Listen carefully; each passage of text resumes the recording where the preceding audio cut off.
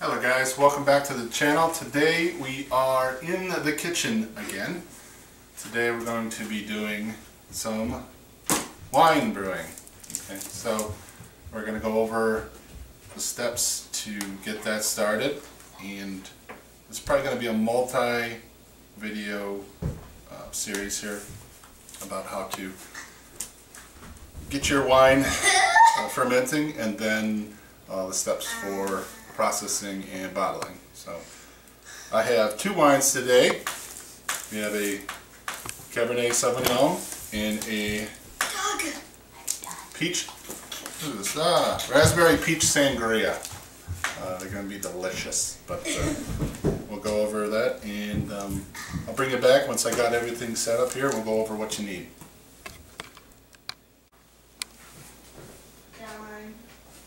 Alright, so let's go over some of the tools you might need when brewing. I've collected items over the years here. I've been brewing, I don't know, 5 or 6 years. But, you know, use stuff around the house if you can. Otherwise, a lot of your homebrew stores will carry a lot of things that you might need. And they even have some kits and things like that. But we'll cover all the stuff that I generally use, and starting off, I have this one-step cleaner. This is good for quick and easy cleaning of most of the things you're going to do when first starting your fermentation buckets. Also some star sand mix. It's like I think a 1/4 ounce of star sand mixed with a gallon of water. I think that's the combination. I'll have to double check on that. But then I put it in a little spray bottle. It helps me mist things, and that's good for instant sanitizing when you're got your hands on a lot of things. But I have a little thermometer that I use. You know, a lot of times when you're doing wine, you don't really need that, but it's always good to check your temperature of your liquids before throwing yeast to start your fermentation process. You don't want it too hot or too cold. Too cold, you could be okay, but too hot definitely might be a problem. Measuring spoon, I got some airlocks, one for each of my vessels since I'm doing 2 lines. I got a hydrometer set.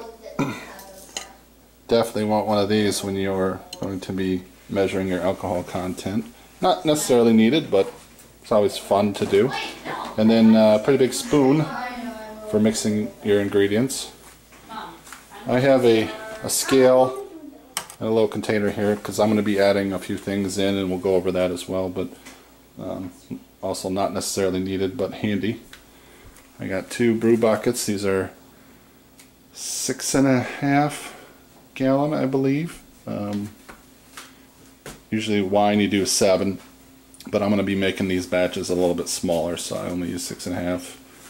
And then I like to have a wash pail, and I mark out my gallons on there so I can fill that up with the one step and then use it to clean things, and I'll show you that as well.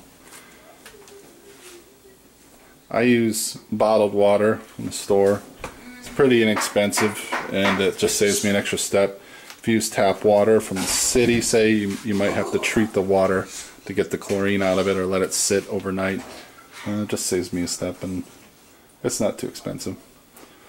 And a pot for getting some hot water going, and I'll show you why we need that in a bit. And I'm going to be upping the alcohol content of the sangria, so I got a little bit of sugar here, and I'll show you how much we use for that. So, alright, let's get started. Okay, so I've opened up the wine kit. These wine kits should come with everything you need as far as ingredients. I think this particular one was $60 or $70. You can find them at various homebrew stores, Amazon, etc. But they end up making around 24 to 25 depending if you do 6 gallon or 5 gallon, obviously you do the math there, but 25 bottles of wine. So in each kit you will get your main wine bag, some bentonite, yeast, your instruction sheet. This will help you a lot to follow along with this and record your gravity, which is how we measure alcohol content. Things we won't need today that are in the kit are your fruit flavoring that we'll add later after you've made your juice into alcohol. It gives it its actual sweet flavor. And then we have chitosan and skysul sol and sulfite sorbate. These ingredients are used for fining and just makes your wine look nicer. You can obviously make wine without some of these chemicals. People choose not to put them in. They're essentially harmless. But you know, if you feel like you don't want them in there, don't put them in. But yeah, so next we'll start prepping our equipment and getting that ready for adding our ingredients. Alright, so we're going to start by making some sanitizing liquid. We're going to fill this pail up to the 2 gallon level. I've pre-marked it.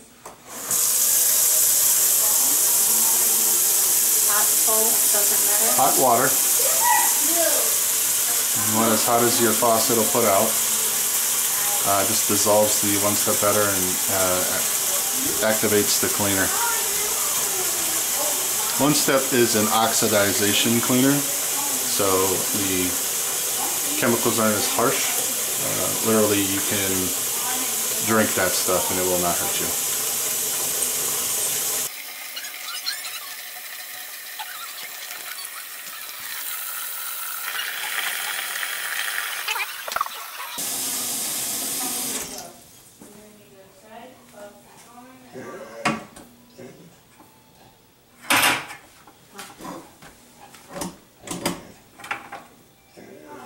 Okay, once you have 2 gallons, we'll be adding 1 tablespoon of 1 step per gallon.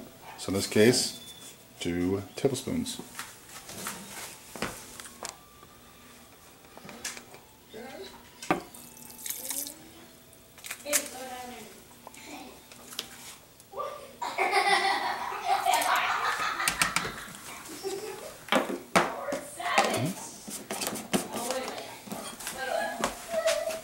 Next, stir until the 1 step is dissolved.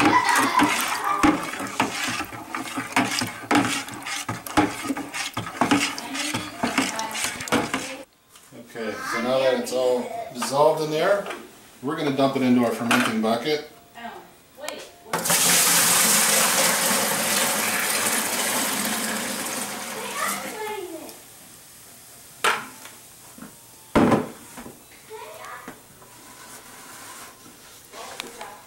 So what I do, and everybody does this different,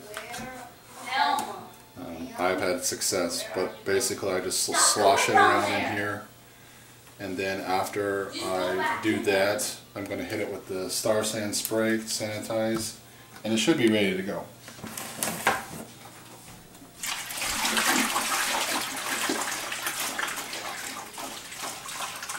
If the bucket's a little too heavy for you to do this, you can also just use your spoon to slosh it around. Basically, it just gets the mixture oxidizing and killing any stray bacteria and yeast. And then I'm going to slowly dump it back into the bucket we start with.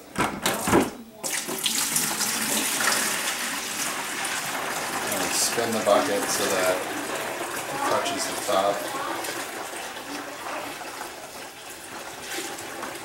All your surfaces are going to come into contact with that liquid.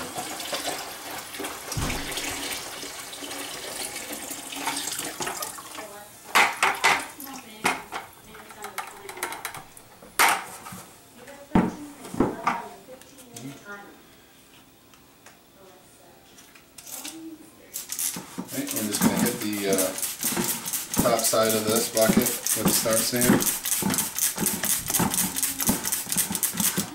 Kind of get the outside too. Anything that you're going to be touching helps kill against stray bacteria, yeast.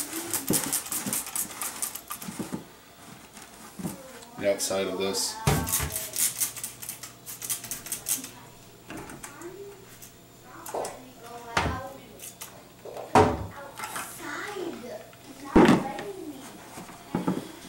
Okay, so that can set. While we are doing some other things, we're going to throw in your airlocks in here. Let those sit in the one step. Put in your hydrometer. I like to hit this with the star sand as well. I probably do too much sterilization on, but better too much than not enough. Take out my hydrometer. Put that in there as well. Okay, so that can set aside until we're ready for those.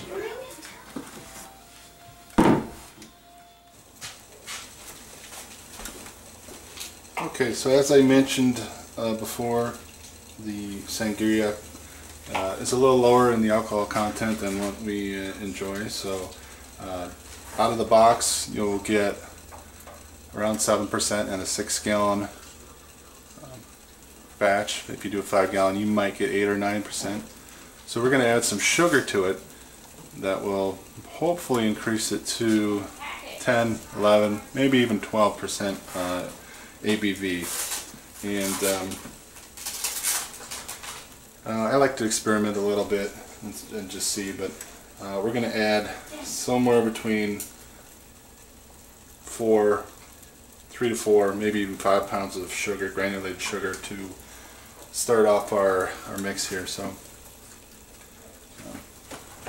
take your sugar, make sure your water is really hot. You can get it to boiling, but you know, you just want it to dissolve in the hot water, and you don't want clumps of sugar in your fermentation.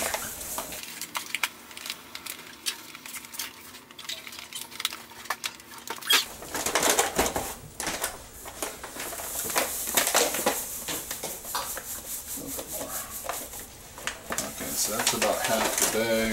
Oh, a little less than half, so we're probably around 4 pounds of sugar. You don't want to go crazy.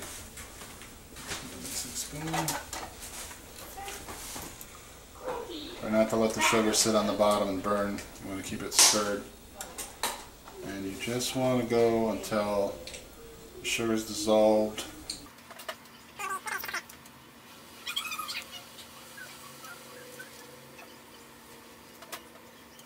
I didn't ferment this pot or the spoon, or not ferment.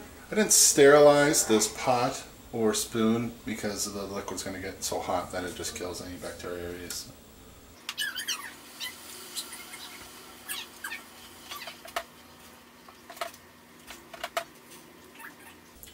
So you want to be careful when adding sugar to your wine kits. It can alter the flavor drastically. Typically, you can add it safely to, say, a heavy fruit wine that's a lot sweeter, and you're not going to notice it. But if you try to do it to, say, a white wine, a Chardonnay, Pinot Grigio, something like that, you might get off flavors. I've done it to Cabernets and Pinot Grigios, Pinot Noir, sorry, and I didn't add a lot, but you could tell the difference there.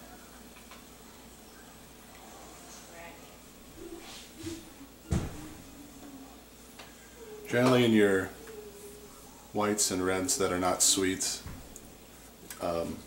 you just make a smaller batch. Instead of doing a 6-gallon, you would do a 5-gallon, and that should up the alcohol content. Okay, looks like it is all emulsified in here. The liquid is clear. I cannot see any granules on the bottom. Should be ready to dump into our bucket. We're just going to take the hot sugar water and we're going to dump it into the sanitized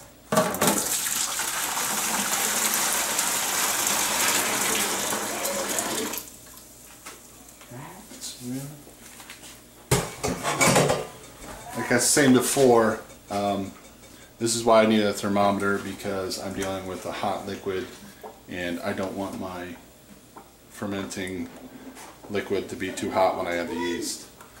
But we'll cool it down with some cold water.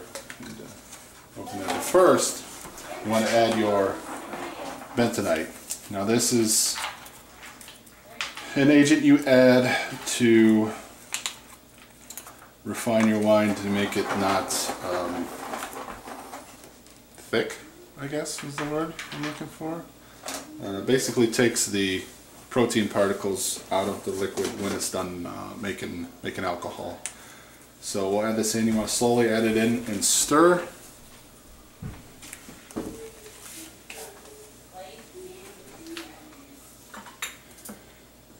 And I will be honest about this. It probably will not fully dissolve, but you take your time, you go slow. If you just dump this all in, it's going to clump right up and sit in the bottom of your bucket. So.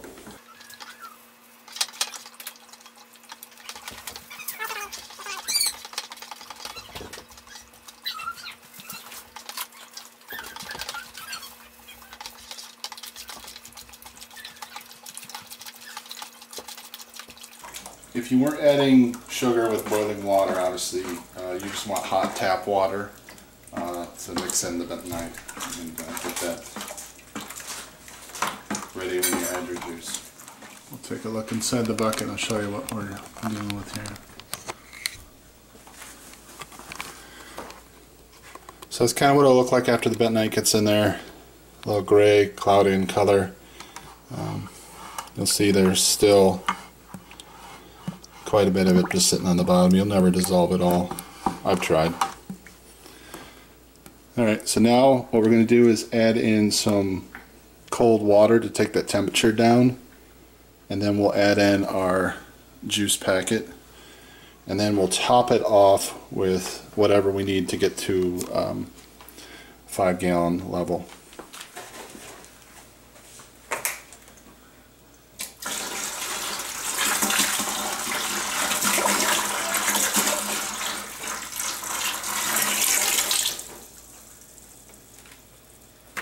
I'm adding the hot sugar water to my ferment bucket. I like to get it back down to at least room temperature, close when I add the juice. That way I'm not, I don't know, burning the juice. It's probably silly, but I don't know. Sounds like a good idea to me.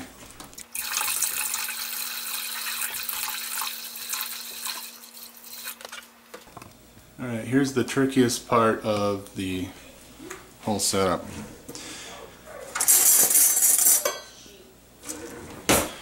Getting the liquid juice into the bucket.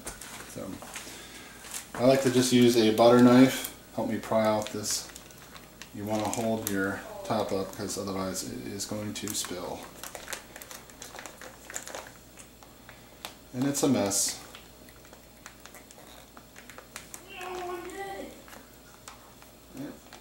Pry that up. I like to grab it by the spout.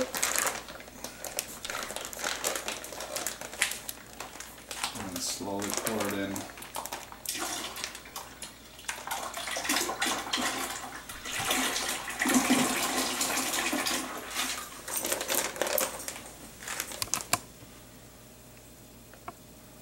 That's better.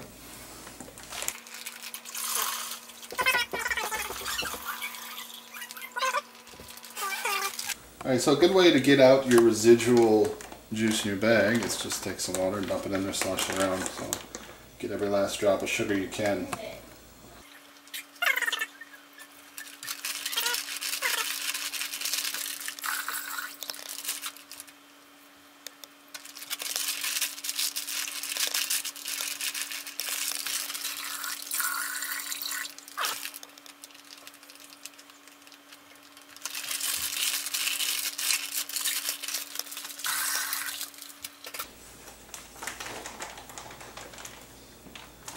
So that should be pretty clean.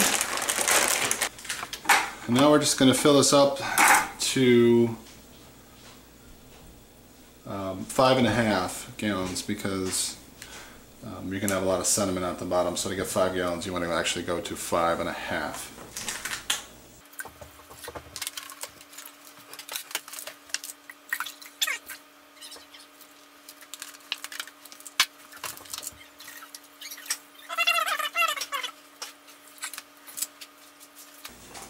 That's pretty good.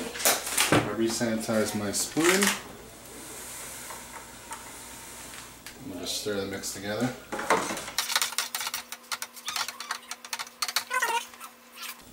Now I have some yeast starter, yeast food energizer that I'm going to put into my mix.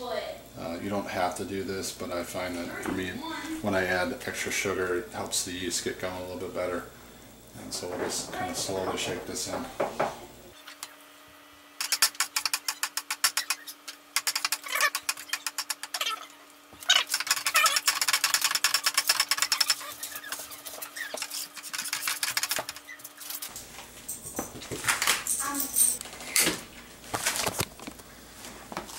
Alright, so that's pretty much it for making your liquid to ferment. Now we're going to get ready to put the yeast in. This is where I need the thermometer to make sure we're at a good temperature. Alright, so the instructions say you want this fermenting between 68 degrees and 77 degrees. You want a constant temperature. So we're going to hopefully check this, and it's going to be somewhere in that range. It can be slightly higher or lower. You don't want to be in the extreme, right? You don't want to be 85 degrees or 50 degrees.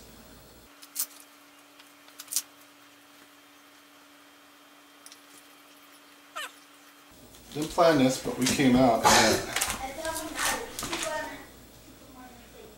73, 72 is dropping now, but it was at 73.9. Perfect. So we can pitch the yeast, which is the funnest part, right?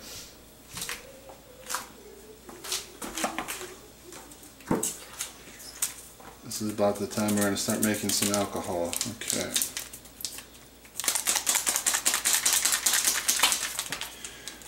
I tear these open. You got to be real careful. If you use the scissors, you want your scissors sanitized just so you don't introduce foreign yeast or bacteria. But just carefully tear it open.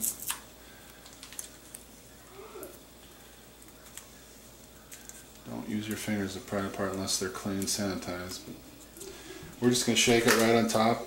You don't mix it in, you just let it sit there.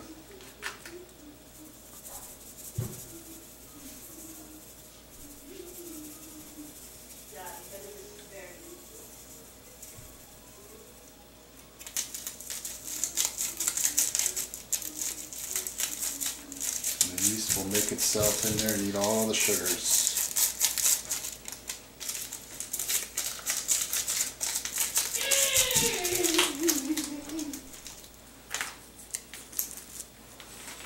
Alright, so I already spritzed my lids down with sanitizer, so they're ready to put on.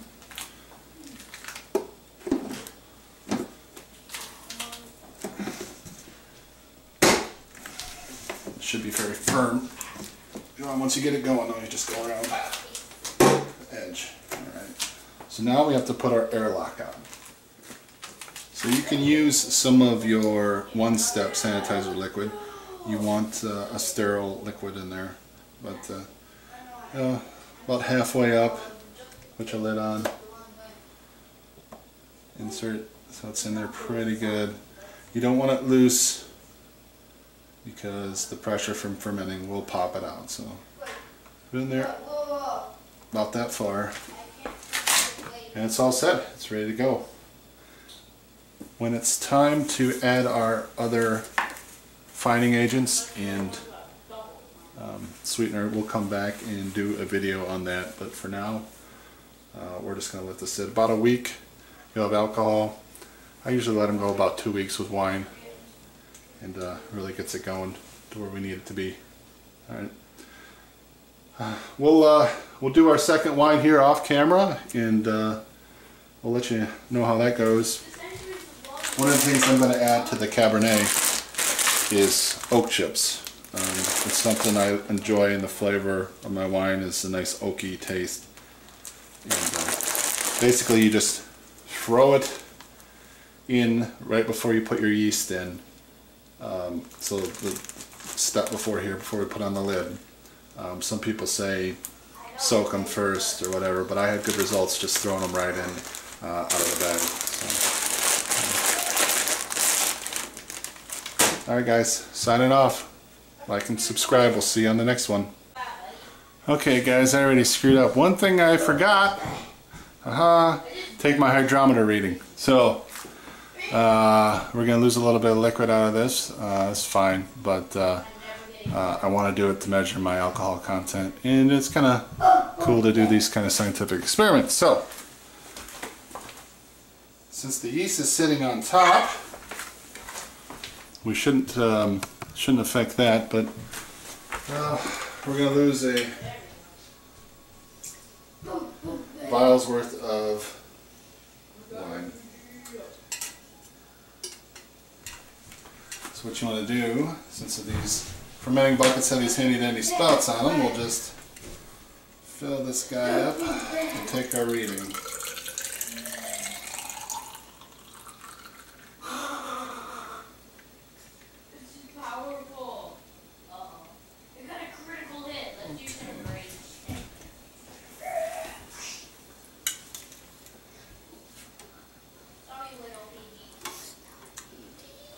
I'll let you guys do your own research on hydrometers and such, but basically the ones you get for brew kits, they let you know where you're at for beer and wine. There's little markings on there that tell you, but little subtraction from start to finish gravity, and then times it by 131.25, I think, and you get your ABV. But so our measurement right now, we are at about 1.89, I believe.